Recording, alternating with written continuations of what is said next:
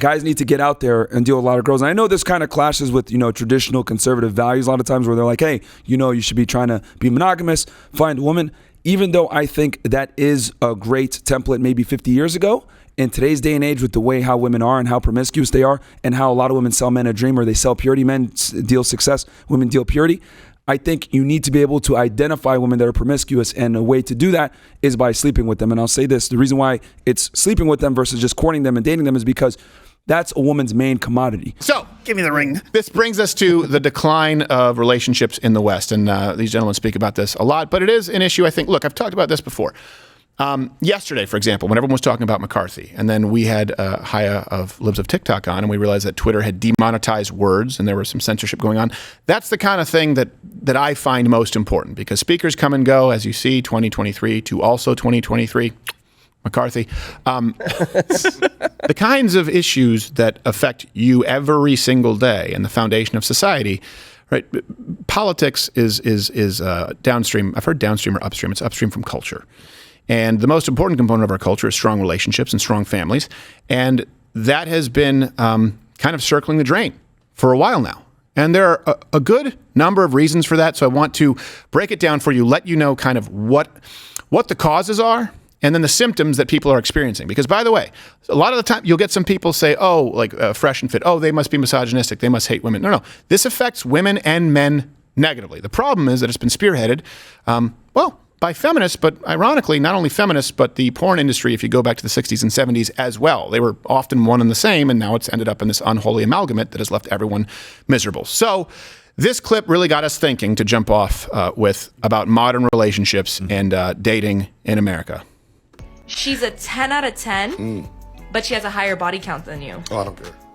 Vibes. I knew you were going to say that. You have 1,000 bodies, I don't care. That just shows that you're secure, because any insecure guy would be like, I can't do it. It has nothing to do with me. How are you going to judge a person based off a past I wasn't a part of? Exactly. Tell that to a judge. Hey, he skinned 9 people alive and ate them. I wasn't there. It wasn't my fault. She's pretty hot. Didn't see nothing.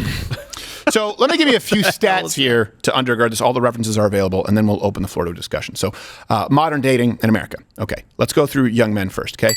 In 2023, 63% of men under 30 are single, okay? 34% of women under 30 are single. Now, if you compare that to 1980, that was 24% of men were single, 41% of women were single. So that number has switched. First off, it's gotten higher in both categories, but it's also switched here where you saw there were more women who were single back in the 80s than today. Now, today, only 50% of men are even actively seeking a relationship, right? Women find 80% of men below average.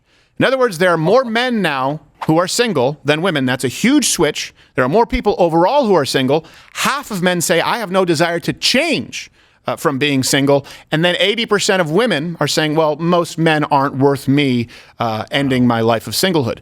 That means that before we get to marriage, you're not going to have meaningful relationships, and people are having fewer meaningful relationships than ever before. So let's start this off with the causes, okay, where this started. We don't have okay, so let's go back then. Okay, no-fault divorce is number one. That's one of the causes here. A lot of people don't know about no-fault divorce, how it changed.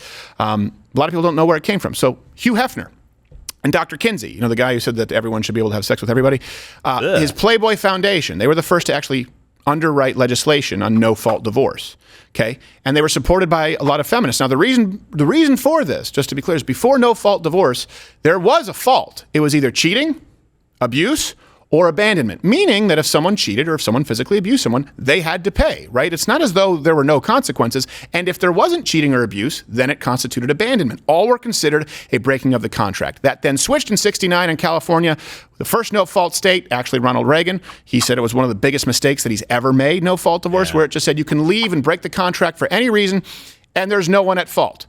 So just to be clear, before that, it didn't mean that you could just cheat at will as a man or a woman, but let's be honest, they were more concerned about men, and leave scot-free. No, if you cheated, you broke that contract. Now, we need to be clear about this, too. The reason that Hugh Hefner and people on the extreme left, the pornography industry, were pro-no-fault divorce is because they actually wanted men to live consequence-free and be able to cheat and not have to pay out half. And then it morphed into, the primary earner pays out half. So number one is no-fault divorce. Number two is feminism, okay? 1970s, there were 3 feminist books that were written by 3 prominent feminists. But there were 3 books that really kind of just ruled the bestseller list. One was Kate Millett's Sexual Politics, one was Germaine Greer's The Female Eunuch, and then the other one was Firestone's The Dialectic of Sex. Now, these books railed against the nuclear family, and they told young women that, hey, you'll be free if you are more sexually predatorial. We now have birth control. Isn't it great? Go forth and know being a whore better, man. So that's what happened. Women thought that it was going to be their liberation. And now you see plenty of videos like this on TikTok or on Instagram where these self-professed liberal women, they have this cognitive dissonance and they don't know how to figure it out. This clip is sad, but hilarious.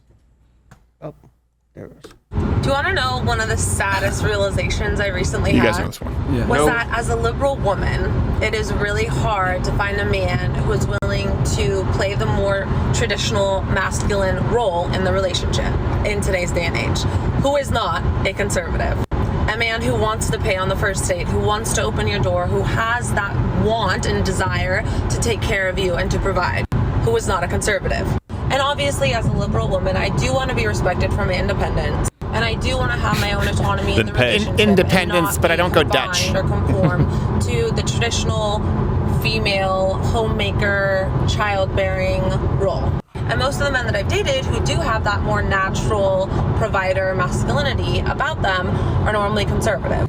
So I don't really know what to do because I don't want to compromise my morals and values just to find a man. But am I asking to have my cake and eat it too?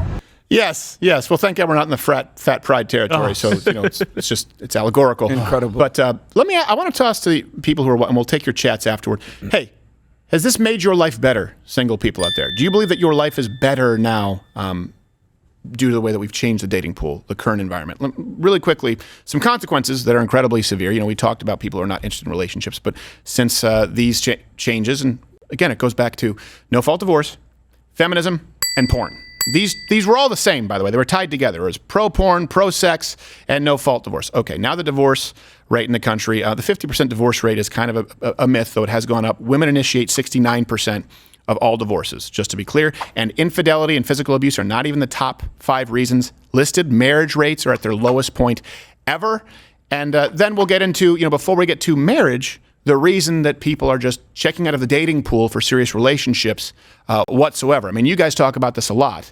And I think a lot of people think, well, why is this happening? It's not that confusing when you actually look at the environment. Yeah. Bridal companies are actually going out of business now too. Really? Yeah. We did an episode on it. I thought that was a license to print money. It used to be. Used to be. Yeah. It used to be one of those industries that was unaffected by the economy because people waste money on stupid shit. Yep. Yeah. $10,000 dress? Yeah. That's Yes. me. Say yes to it. I'll fit in it for one day and then it blow up afterwards. Yes, Now that I got the exactly. ring. I can still wear my tux. Now, what were you about to say? Yeah. I just want to add as well. The question is, how do you destroy a country that's great? Yeah. And it's destroying the family first. And I think I want to add here as well, social media played a huge role in this because, once again, TikTok is spreading a propaganda where they push women to be independent, be that woman, as you see early on in those TikTok videos, and then men are becoming less like men. So it's kind of like this whole culture of being in social media world and what's happening destroys the whole family completely. Yeah. Yes. And you hit the nail on the head with a lot of the problems. Like I pretty much was writing down, I was like, feminism leads to birth control, which then leads to sex without consequence, which then leads to divorce. Then that destroys the family. And then on top of that, to compound the issue, you add in social media, just like Fresh was saying, women have more options than ever before. Right. So when women have a lot of options and they feel that there's a bunch of suitors that can take care of them, or they believe so, even though because women make this terrible mistake of thinking sexual attraction and men wanting me is the same as men that are going to take me serious for a relationship. Right. Here's some of the consequences, by the way, like you're talking about. We have these numbers. We'll make them available to you. The body counts that people talk about, the promiscuity, right? Women control access to sex. They're taking advantage on dating apps like Tinder.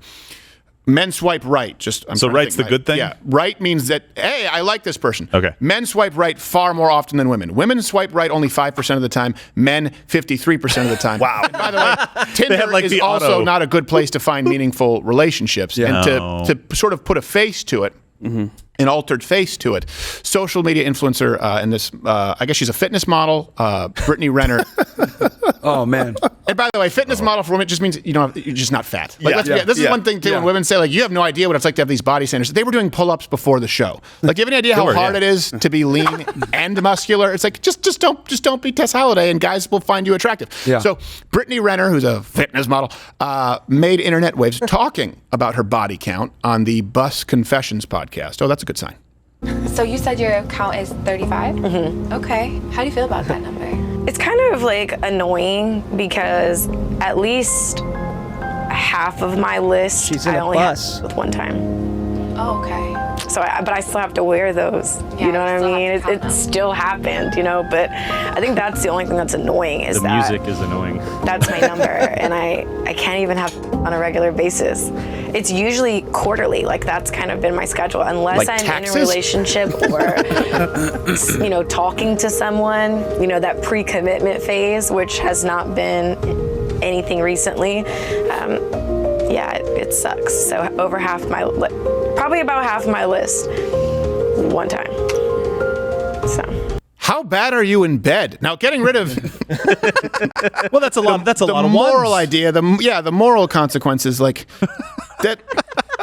At a certain point, it's you.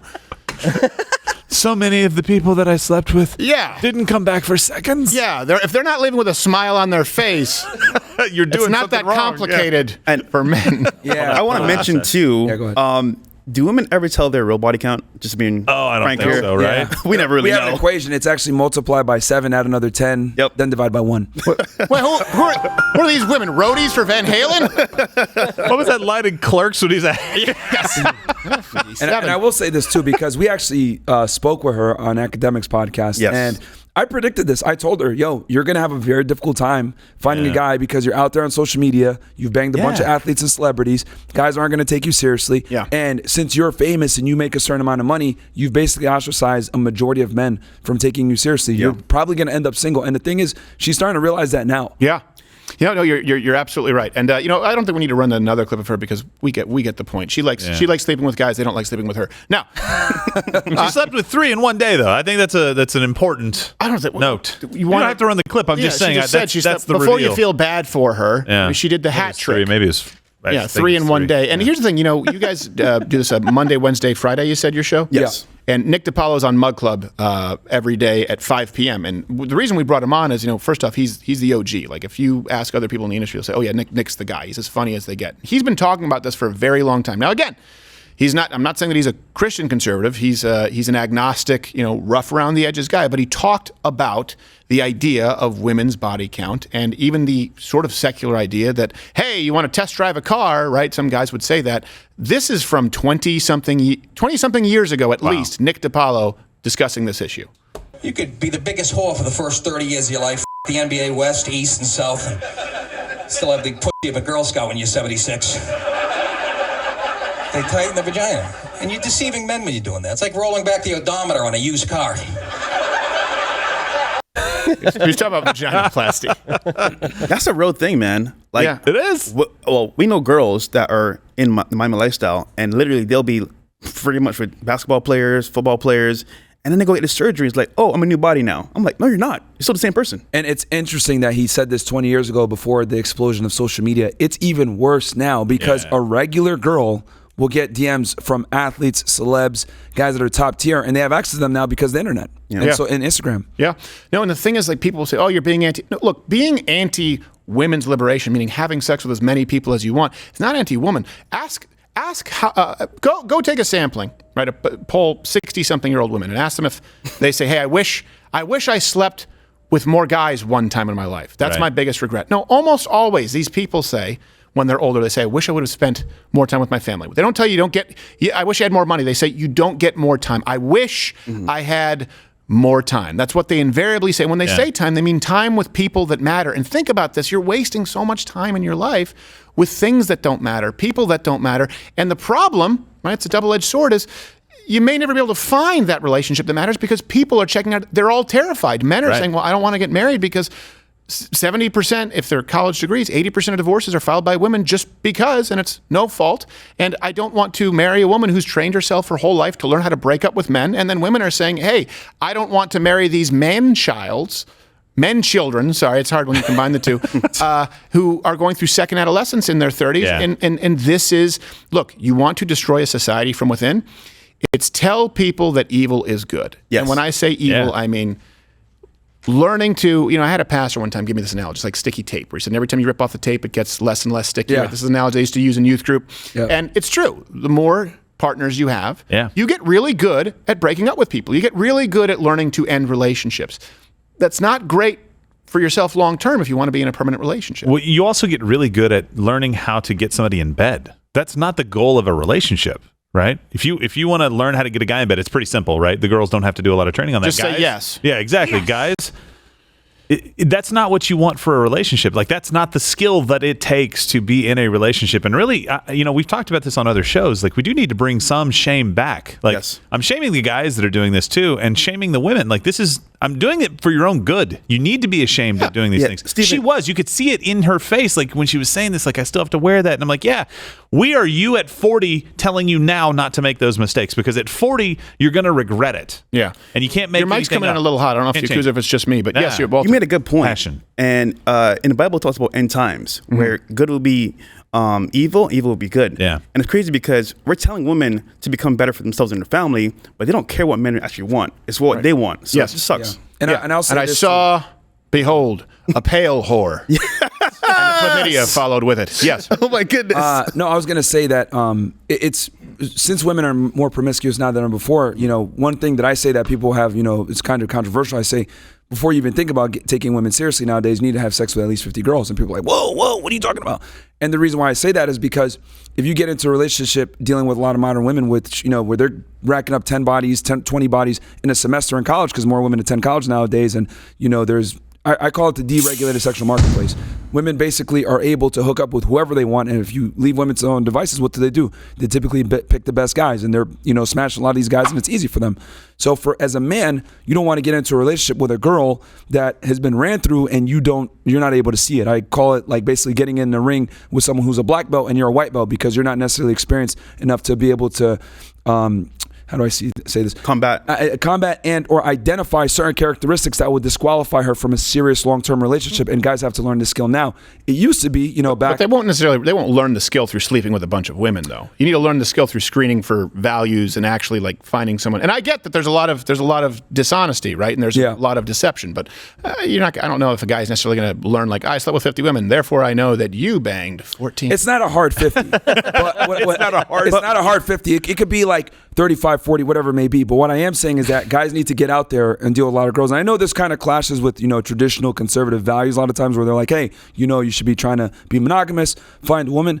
Even though I think that is a great template maybe 50 years ago, in today's day and age, with the way how women are and how promiscuous they are, and how a lot of women sell men a dream, or they sell purity, men deal success, women deal purity. I think you need to be able to identify women that are promiscuous, and a way to do that is by sleeping with them. And I'll say this, the reason why it's sleeping with them versus just courting them and dating them is because that's a woman's main commodity. Like, once you sleep with her, you've pretty much conquered that woman, not to sound crazy, but you're able to identify the games. Yeah. Well, no, but then it could also become, this is where we would disagree, but I think it becomes a vicious cycle, because then not wanting women to have a high body count, and you have a body count of 50, right? It makes it, that's kind of what feminism was predicated on. They go, well, men are doing this, so we shouldn't. The truth is, it's not good for anyone, but I understand what you're trying to say. This is the reality of the world we live in. Hopefully there is a split the difference. You were in law enforcement, right? So yeah. You were in law enforcement. Yeah. Do you ever get trained on how to spot a fake ID?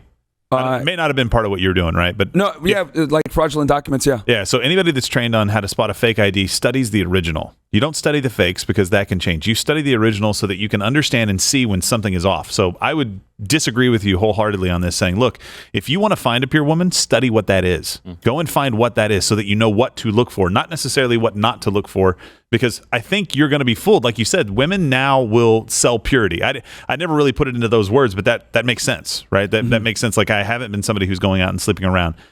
You need to be able to identify the lie, not because you've been down in the mud with them, but because you have stayed out of it. Here's the problem, though. We saw earlier a clip of the woman talking about her experiences, right? Yeah. With a guy. Did he have sex with her? No. So off rip, she came in selling purity, selling like, oh, I'm a good girl. But from experience, if you knew who she was as a person, you'd be like, hold on a second here. You're coming to Miami. I got to pay for stuff. I got to take on experiences. That should have been the first sign. But again, most guys don't know because they don't have the experience. So you need the experience on some level. Yeah. And again, like I said, is this the best way to deal with things? No. But I'm a big proponent on guys, fighting fire with fire and dealing with women in 2023 the same way they deal with us. Women, I hate to say this, in the dating game nowadays, they treat men as expendable commodities. That's why they're able to do the things that they do and just move on, etc. No, I tell that guys, in a good way. I tell guys to date like women do, and you treat them like expendable commodities as well. Because my thing is this: I see what you're saying, like as far as like finding a pure girl, but you're gonna have to be able to identify the bad ones to know what a good one is. But the problem is, if you do that, you will make yourself no longer an option for the good girl. She's not going to want a guy who's done that. And so now the only women you can end up with are the women with the 50 body count. A woman who actually is pure is not going to want a guy who's been with 50. I respectfully disagree with that, and I'll tell you why. Women tend to find men that can hook up with other women and have sexual experience attractive. Now, is this all women? No. But women definitely don't necessarily disqualify a man for having sexual experiences like a man will disqualify a woman. The more experienced you are, a lot of times it makes you more attractive because women tend to look for guys that are leaders, etc. And if you're a leader in the bedroom, leader in all the other assets, it's rarely that a woman's going to disqualify you for having a promiscuous past. Versus, we would definitely disqualify a woman for a promiscuous past. And so maybe the broader point is, shouldn't we be pushing people like? Maybe the biblical prescription was the right way to go, and don't abandon it just because it's hard. It's difficult. I get it. I was single up until like 5 years ago. We thought he was going to die alone. I know. For sure. They thought I was. We thought he was going to die alone. He was missing a tooth. No, I was. I used to call him Toothy. Yeah. You didn't call me Toothy more than once. I didn't know he had a tooth, but it was shot out by a BB gun when I first met him. I was like, hey, you ever think about? He's like, oh, this was shot out by my cousin's BB gun. I'm like, oh, so you know about it? He's like, yeah, I just can't afford to fix it right now. And I want to be very clear too that I think the nuclear family is the backbone of any thriving society. I think that's how the United States became the world superpower, was on the back of nuclear families. I think a man should be with a woman and we should have children. But unfortunately, with the way things are now, where we have this deregulated sexual marketplace where women control everything, I want to put men in a position where they're able to properly ascertain that woman's value to give her that commitment, because guys take on such a huge risk. Don't sleep with her. Don't sleep. And I agree with you that they are.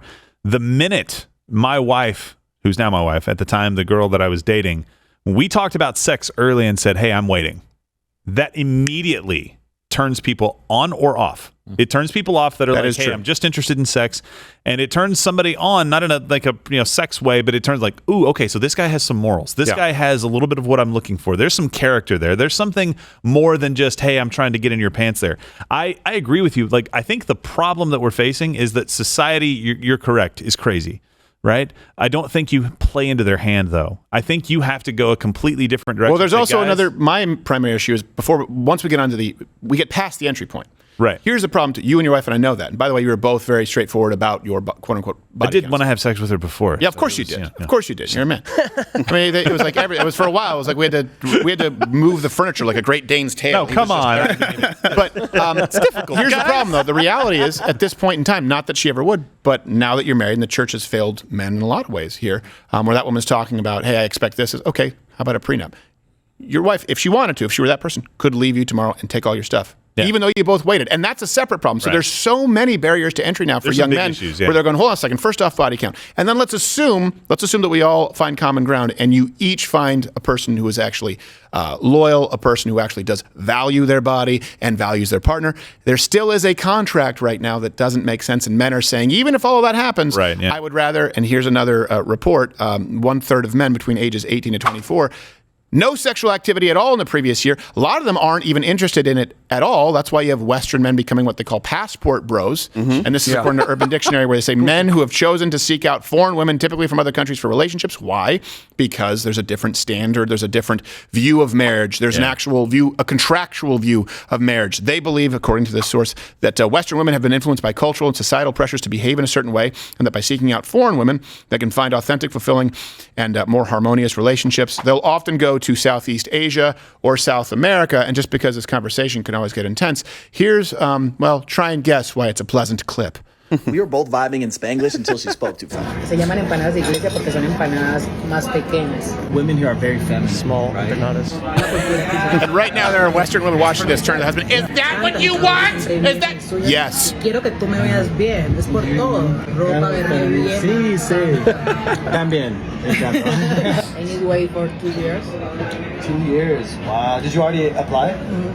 You need a 90-day fiance. Someone to marry you. Yes. We noticed directly behind us was a church. I don't know what you guys would have done in this situation, but I'll tell you what I did. Part 2 is coming. Make sure you follow me. I got good shit. Well, I can guess. Now, here's the thing. Women right now are like, is that what you want? Do you think? Yes. Oh, you mean someone who is pretty, who seems happy to be there, who's nice, who's happy to be in a relationship, and if he is the primary earner, she's glad to support him? Yep, look, here's the thing. Men have not changed what they want in women. Women have changed what they expect from men. Yeah. Now, this is not good for women. What women used to want was someone who could protect and provide for them. I mean, let me give you an example here. Winston Churchill. And you can, Gary from Russia, we're going to have him in later. We have an intervention with him because he keeps picking the wrong women. Yeah, we're going to try to help. So a lot of women, right, they want men who can provide and protect. Okay, that's important. Now, also, you need to be tender, right, to your wife. You need to love your, of course, all of those things. Winston Churchill is a good example. A lot of people want their wartime leaders, and then when it's not wartime, they want to put them back on the shelf. They say, okay, we want to do it. So Winston Churchill, right, we had Chamberlain, or the Nazis, they were moving forward there on the Western Front. And they said, hey, we need someone, we need a hard ass. We need Winston Churchill, right? Brought him in, almost single-handedly kind of put a pause on the Nazi rise, which allowed America to get in and save the rest of the world. You're welcome. Sorry we were a little late.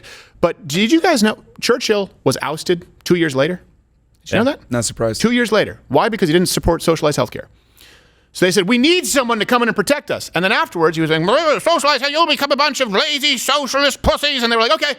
Now we don't want you anymore because we don't need you. It's not wartime. It's peace. So now we want all the free stuff. And he said, but there could be wartime. It could come again. Doesn't matter. They got rid of them. You see that a lot in relationships where they want someone who's going to go out and protect and provide. Okay, but also is sensitive. Also does all of these new things that men weren't required to do. Now I'm not saying that men should just come home, put their feet up, and not contribute at all. But men still want the same thing.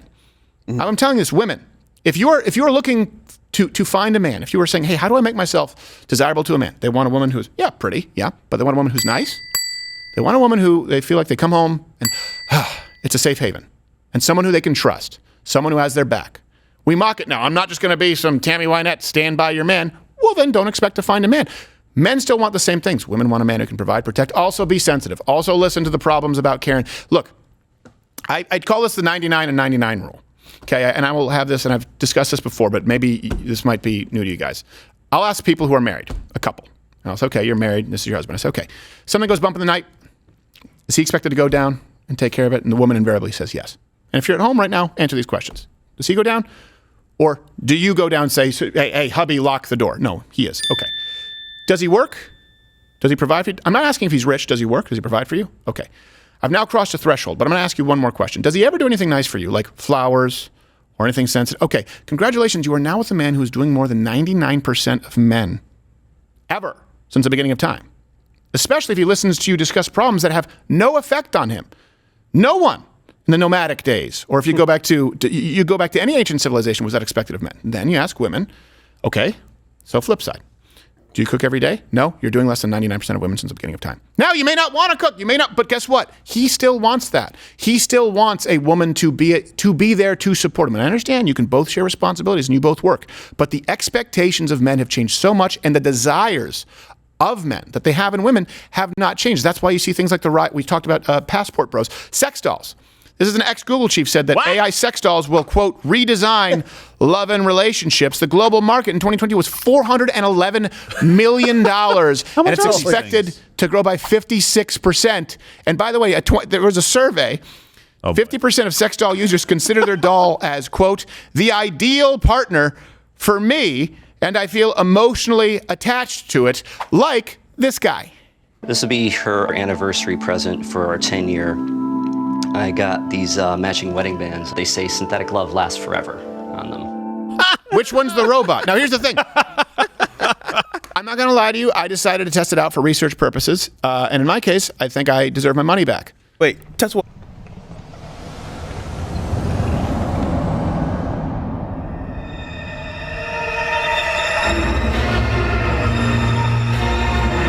It's the lemon. It's the lemon law. But you know what? It's the last time I take a tip on an electronics purchase from Gerald. Me? Yeah. You know, Bianca's a missionary. Well, was a missionary, right? Sorry, because she was raised by a nun. Yeah, I'm scared there, man. I was really scared for you, bro. Yeah, I know. I said, wait, what? Test what? By the way, the scariest part is that some of those sex dolls, they're only IPX3. They're just slightly true. They're just slightly water resistant. Yeah, you don't want to read the reviews either. This is all really interesting because like we talked about some of the root causes of what's going on here, and now we're dealing with some of the adaptations that men are kind of the consequences. Yeah, of what they're doing. Whether it's passport bros, sex dolls, or just being lonely. The more men are lonely than ever before. That too. Video games. We also we had a podcast where we talked about like the rise of virtual reality now, where a lot of guys are using that. And I would say if you're a betting guy or you want to invest in something, I think investing in sex dolls and all this stuff in the future is definitely going to be a good thing because the problem is this.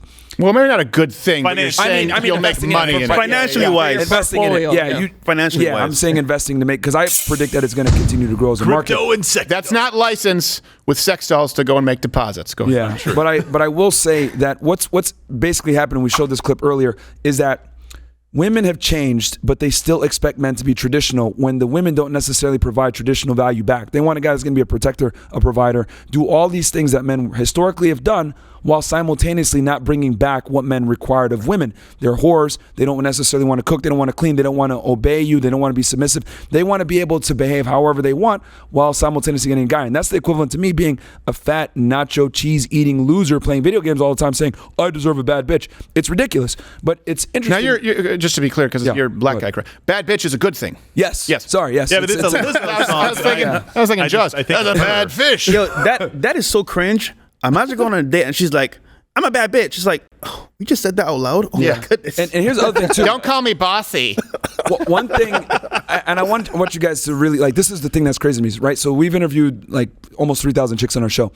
And we always ask them, what do you want in a man? And they always provide the same things that we talked about, protective and then some. All the other things, too. It's like, and sensitive, and flowers. And it's like, okay, now you want Superman. Then this is what I ask them. What do you think that man wants back in return? And then you know what they say? It's incredible to me. They say, oh, they want a boss. They want someone who can like make money just like them. That's a go-getter. And I'm like, holy crap. They literally list off all the things that they want in a man. And I was like, wow. And it's amazing. Billionaires marry waitresses. Dude. They don't care. Yeah. And then that's when it hit me. Women don't give a fuck what we want. No. They only care about what they want. A lot of, right now, the modern woman who's been influenced a majority, by sex, Again, and by the way, to women out there are plenty of women out there who are not, but this is not for you. And here's the thing. Just like if people, it was never as just to be clear, it was never as ubiquitous as people said, like domestic abuse from men. By the way, the term whipping post, a lot of people don't know this, that came from society.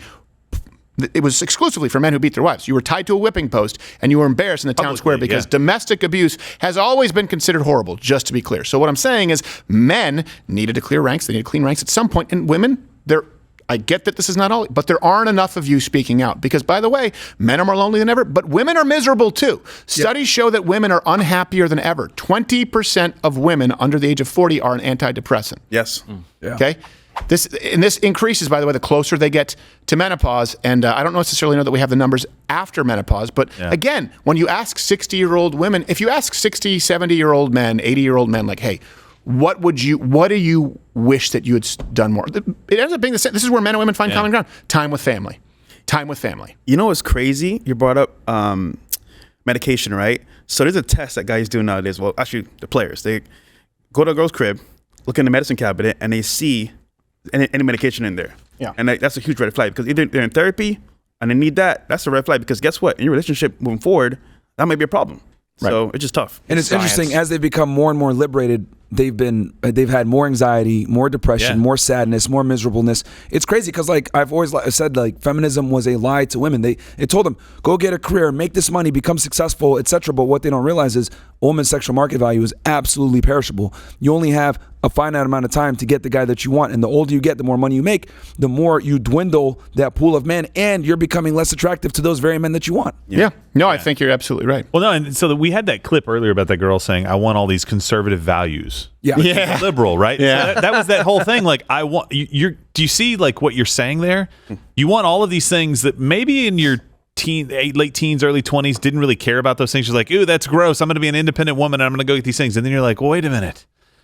I kind of do want those things. But here's the thing. I don't want to change anything about what I'm doing. I want to just be crazy liberal, but I want all these conservative values. that is the misalignment. Like, you cannot have both, because these things live within kind of the conservative ideal. Outside of it, you get to all the beta males you want, but apparently that's not satisfying you right now. And women are miserable because, like, I have never seen more positive change in people's lives, in couples that I've known, than when they had children, both in men and women. But it gives this fulfillment, this value of, like, purpose in life. And it's not the only one. My wife is an amazing, phenomenally gifted person who's going to go back to work at some point so that our kids can see mom is a badass as well, right? But she has chosen to do what she's doing at home because it is that important and that fulfilling. And people that skate on that and people that get too old for that because they've chased down every lie that's out there end up missing out. And not only on that, and this is going to sound old, but once you start having kids and you enjoy that process and then you see the joy that it brings your parents, you experience this, right? The joy that it brings them.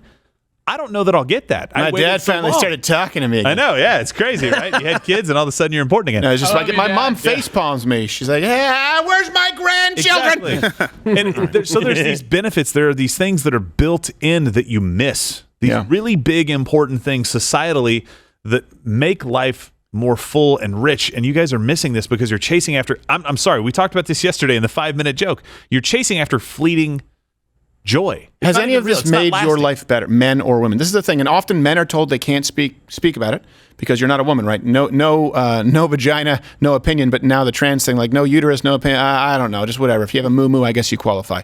But this is the issue. Has it made your life any better? That's the important thing that we need to ask ourselves right now. Has this made relationships better? Has it made your life better? And I will say this. One time I was talking with someone who was conservative, a woman who was kind of a feminist and didn't realize it. And I tell this story all the time because feminists say you can have it all, right? They say you can work and you can be a stay-at-home mom. And then you have conservative women, and they're mostly right, but she was really upset. She said, that's the lie of feminism. She said, you can have it all. You don't. She said, you have to make a choice. And she was really upset. She said, you can't be a professional woman out there working and you do have to make a choice. And I said, that must be wonderful to have a choice. She said, what? I said, so you're saying that when you were young, your parents said, hey, if you want to be a professional working woman, you can do that. She said, yeah. I said, or, you can also be a mom and be a great wife. Yeah. I said, do you realize that no young man has ever had that discussion? Any young man here, show of hands, any man, when he realized that he thought women were pretty and he wanted to have his own real live naked lady at home one day, anyone ever have your mom or your dad say, well, the good news is you have a choice. You can be a working man and provide, or you can be a stay-at-home dad. Nope. Yeah. Never. Must be nice to have a choice. And by the way, even if you tried to make it societally acceptable for men to have a choice, they wouldn't take it because men have to keep themselves accountable and men don't respect other men. And they know that women ultimately, no matter what you say or do, they won't respect men who don't try and go. And you don't have to, by the way, to be clear, I'm not saying you have to be CEO of a Fortune 500 company. You could be a garbage man. It used to be valuable that, hey, a man is going out and a man is providing for this person. But it not only was valuable, it was a prerequisite. So feminism is a lie that you can have it all. The truth is that there does need to be a choice made, and the truth is only one of the two sexes, and there are only two, has that choice. And that choice, by the way, has a finite amount of time. There is a shelf life, and we'll talk more about that as we continue. And you know what I think is great here is we can agree on the root causes, and then disagree on some of the approaches or solutions. Hey, look at that. We're not a bunch of liberal sticks. Watch Louder with Crowder live, Monday through Thursday, 10 a.m. Eastern.